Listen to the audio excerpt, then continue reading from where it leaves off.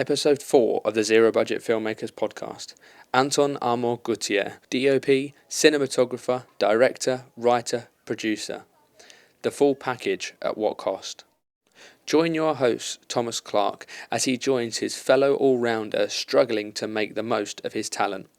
Listen to us chat about the true meaning of zero budget and the stigma currently behind low-budget independent filmmaking, and the challenges that come with that.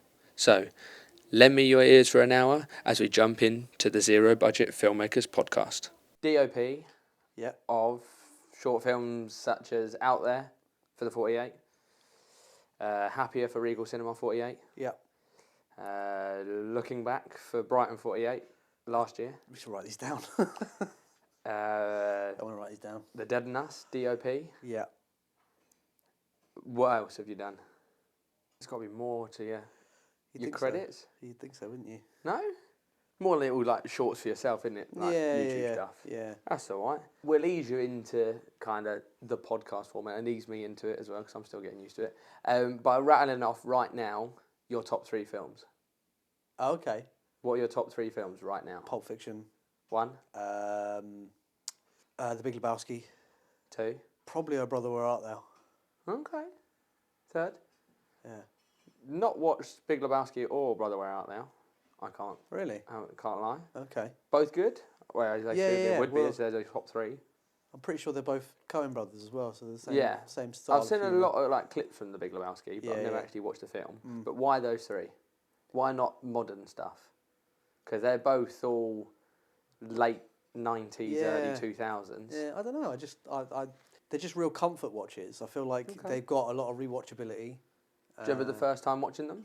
Well, I definitely watched Pulp Fiction way too early. How too early are we talking? Probably like 8. Oh, like early. Yeah, I loved it. Absolutely loved it. I don't know how I got into it. I don't know how I found it. So it wasn't like something you watched with your mum and no. stepdad when... No, it's probably like in a DVD. You found it yourself? Yeah, or it was probably in a DVD collection somewhere and I was like, yeah, I'll watch that. Oh, brilliant. Not like a Blockbuster's rental. yeah, well, totally. No, we never did that as a kid. Oh. No, I never really had that opportunity. Yeah, see, neither did I. No. Even though there's Blockbusters down the road from us. But Yeah, Never rented a VHS from Blockbusters or a DVD. No. Always got it from the library. Missed out on the hype train. We did. Yeah. We did. Yeah, I really enjoy. I think they've got like a sense of humour that really kind of connects to my sense of humour. A lot of it can be quite dry. I like dry humour. Okay. And just laughing at things like people's heads getting blown off in the back of a car. It's just fucking Sounds hilarious. good. Yeah. Sounds good. So you like the Coen brothers. So if you were to invite 3 people over for dinner, who would you pick? Oh. If you could sit down, dead or alive, interview 3 people and have them over for dinner. I'd like to speak to Tarantino. Okay. Because I just feel like, certainly interviews and things I've seen with him, he looks zany as anything. He looks like wacky as whatever. He clearly is very passionate about what he does. Clearly. And I just want to see, I would just hope that would be him. I'd hope that would be him in my home. Okay. Just talking about, and he just seems like someone who just does whatever he wants to do. He doesn't care about what people say, and he's just like, yeah, well, you don't agree with it, Hollywood? Sod yourself. Exactly. Yeah, basically. Yeah. Number 2?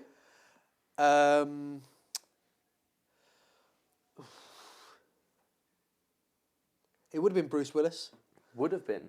Yeah, before he had all his issues and his. True.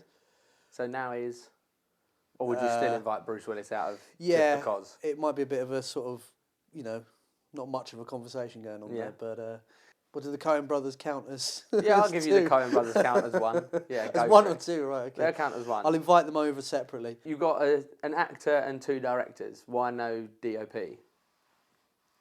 Do you know what? And this is probably my own sort of stupidity, really. But I don't know many critically acclaimed DOPs. Yeah. They're probably, of course, there's loads out there. Yeah. But I think definitely, they're probably outshined by actors and by directors. And to be honest, DOP, and I've kind of just fallen into it. Okay. Like filmmaking to me, I would consider myself a bit of a kind of Swiss Army knife. Like, Right. you know, whenever I started filmmaking or wanted to be a filmmaker, I always kind of like went, well, it's just going to be me. Yeah. I'm going to be the kind of, you know, The all-rounder, have to do everything. Exactly, yeah. So I kind of had to learn everything really, like, you know, editing. And Yeah. done a lot of editing, done a lot of camera work, trying my hand at some directing at the moment. Good. Writing as well, like a lot of stuff Good. that, you know, I write. But camera seems to just be what I do. I'm the guy with the camera, so Yeah. people are like, cool, can you come and film my thing? And then I just pick up my skills through that. So. But now, so you started with that, and now you've kind of done award-winning stuff, like Out There. Looking back, wasn't unfortunately, but then you did, as you said, Out There and Happier. Yeah. Both award-winning. What are your thoughts on those as like finished pieces? I'm very happy with them. I think I've worked with a very good team on them. Good. Which, you know, it's been quite a nice sort of just having a streamlined kind of progress in making them, process. Certainly with The Dead and Us, I was pretty much the one that, you know, the You were? I was post-production basically. Yeah. Everything post-production. You were and post film. and pre-production. Yeah. But we'll get on to The Dead and Us in a little bit. But Okay. what are the differences between Out There and Happier? Because Out There was, or seemed to be, a lot bigger crew. There's a good few of you on there when Happier was just myself, you and Jessica. What were the differences there? Did you have more creativity in Happier, or did you have more creativity in Out There? Sort of when it's someone else's project, I kind of try to respect it's someone else's vision, really. Okay. You know, my creative input comes from, you know, hoping that whoever I'm working with knows that I know my camera work, and has enough sort of confidence in me that if I say, oh, actually, this is going to work, then this is going to, you know, it's going to work, and things like that. I try not to step on anyone's toes because I've seen it done, and it's very, very awkward. You know, it just becomes a big ego trip and whatever. So Happier was nice because obviously it was a smaller crew, and I knew you guys, and it was, you know, we kind of just went off for the day and shot something in a very iconic location. Out There Was an interesting one because, like you said, it was a bigger crew. Yeah. It was working with people that I hadn't really worked with before, other than Rachel, who we've worked together for a long time. But I did feel a little bit like I had to give up a lot of creative control. Okay. We had. Is that though because you didn't really know your way around the camera? Because on that you're with an FX6 rather than your own camera, weren't you? Yeah, I mean that was daunting. Because I've been using the same camera for a long time, and I've never really had the opportunity to touch, you know, very high tech equipment, which this was, and it was gorgeous, and it did its job. But more in the sense of like I said to you, that I've been, you know, a bit of a jack of all trades. Yeah. And we had Chris in, who I've worked with before as an actor, but he's actually a fantastic editor. But giving that kind of control and being like, yeah, you edit my work. You edit. It's tough to let go of. Exactly. And but he did a fantastic job. He did an incredible job. Props to him if he's listening. And yeah, so that kind of taught me a lot about handing over control, which someone with OCD isn't very good at doing. So. No, and then like going back to, as you say, having OCD and having a lot of control, The Dead and Us is where that probably originated from. There's a lot you had to do on that. Yeah. Everyone that you speak to locally that does filmmaking knows or has heard of or has been in The Dead and Us. Absolutely. And that was a hell of a long process. It's still an ongoing process. Yeah. But it's a passion project, and it will never end. Do you think you'll ever go back to it? Well, I don't think the person who initially wrote it is interested in going back, to be honest. Oh, goodness. I'm kind of the one who wants to hang on, really. I feel like there was a lot of... There's a lot left unsaid. Yeah. There's a lot of stuff there ready to be shot. Yeah. You now just need to go and shoot it. That's it. And I feel like there was a lot of like things that needed to be rectified, really. But if you're now going to go on and produce them, how are you going to go on about producing them and budgeting them? It's a good question. I'd have to try and get that taste out of people's mouths for a start. Yeah. Like people would have to not necessarily fear the name The Dead and Us anymore. It was just a very ambitious project. In what sense? Financially or time-wise? Just the concept itself, you know. Like I've always I love zombie stuff. I think it's amazing. But like, even as a young kid, I remember thinking if ever I was to make a zombie thing, I couldn't do it at that time. I'd have to like get the makeup right. That's something as well, to get the makeup right. Like back in the 70s when they were making, like the first Dawn of the Dead or whatever, and everyone's painted green. Yeah. You could get away with it back then because people weren't really used to what a zombie looked like. But now the expectation with things like Shaun of the Dead and The Walking Dead, and things like that, like it's hard to do it on such a zero budget and make it look good. It is. And that I think is one of the reasons why it didn't do so well. So the budget is. Do you think budget is the main reason why it didn't do so well, though? Do you think if you had all the money there, same crew, same group of people, do you think it would have done better? Yeah. It would obviously have done better, but do you think it would be to a point of where you wanted it? I think so. I think we could have made people happier with a bit more money and a bit more kind of organisation. So ballpark, put a ballpark on it, just a guess. A ballpark number. If someone said to you, right, I'll write you a cheque today, right now, but you have to start The Dead and Us tomorrow, what would you do it for? For how many episodes? You tell me. If you were to just finish it and you would be happy with it, what would that figure need to be? About 10 grand. Okay.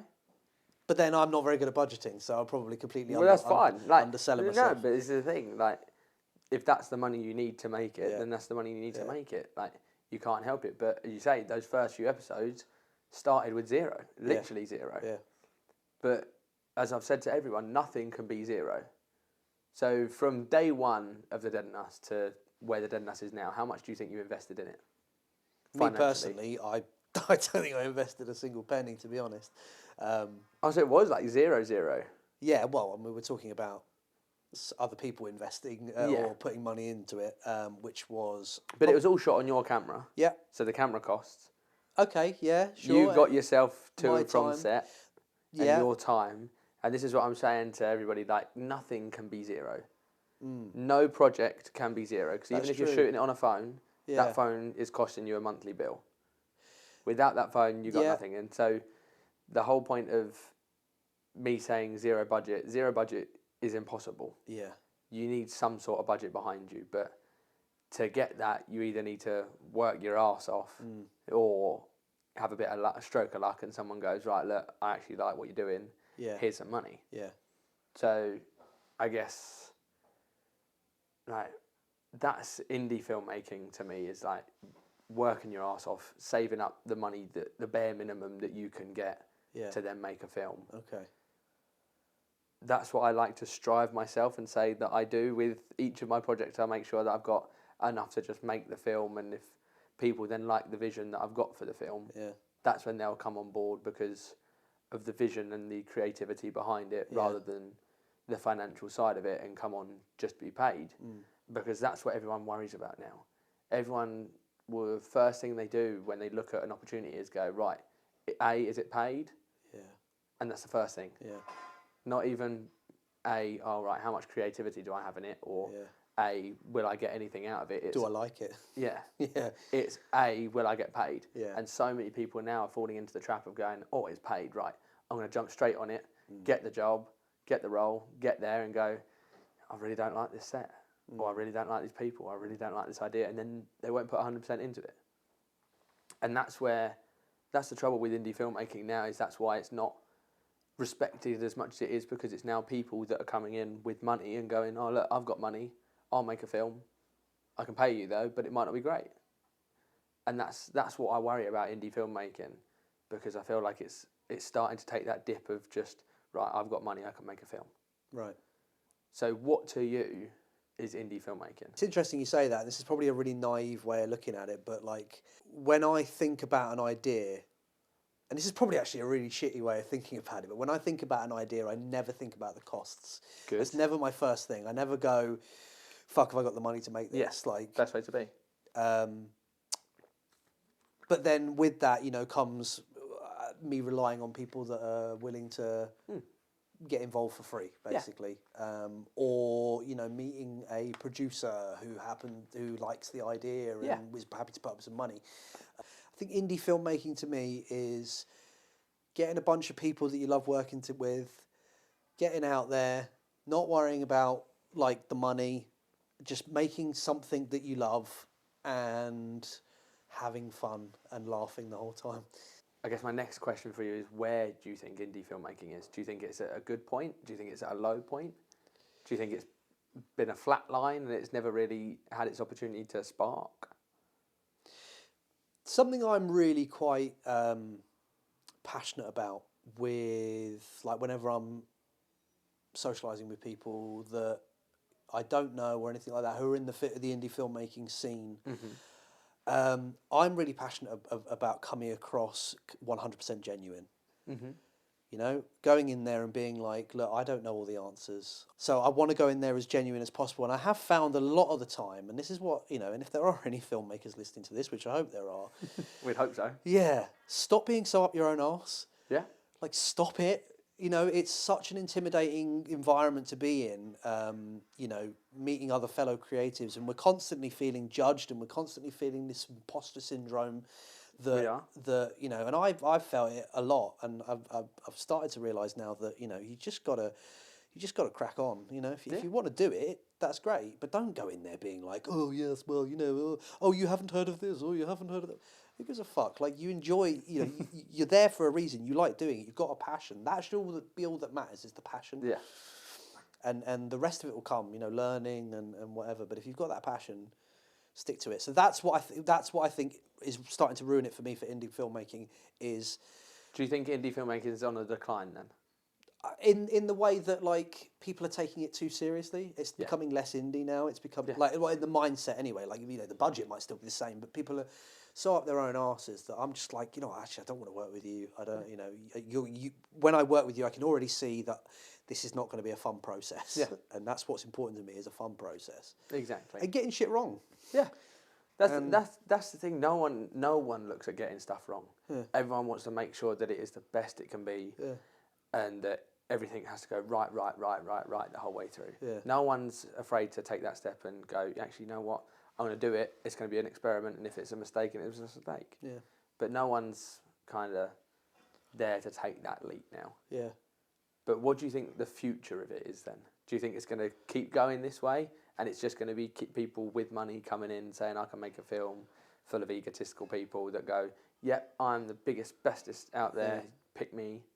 Or do you think there might be a change in the wind, and that people will actually go, oh, look, you know what, let me be creative driven rather than money driven? Well, if I have anything to do with it, it will be you know, the better end of it. I think, you know, trying to get people more on board about, you know, more people on board that have that sort of lack of confidence, but, you know, it's an opportunity to grow. I think if I can help it, I will change it. Tough one to answer that, I think. I don't know where it's going to go. I hope it's going to go down the more creative aspect of things, but who knows? You say indie filmmaking is so vast now, and I think that's where the trouble lies, is because us making films as we do, out there, Happier, The Dead and Us, is in the same bracket as films like, as I mentioned in the first episode, Argyle was independent, Black Dog, independent, like Fright, the Warren Dudley's just done, independent, all being compared in the same bracket, yet the budget, the manpower, the creativity behind it is vastly different.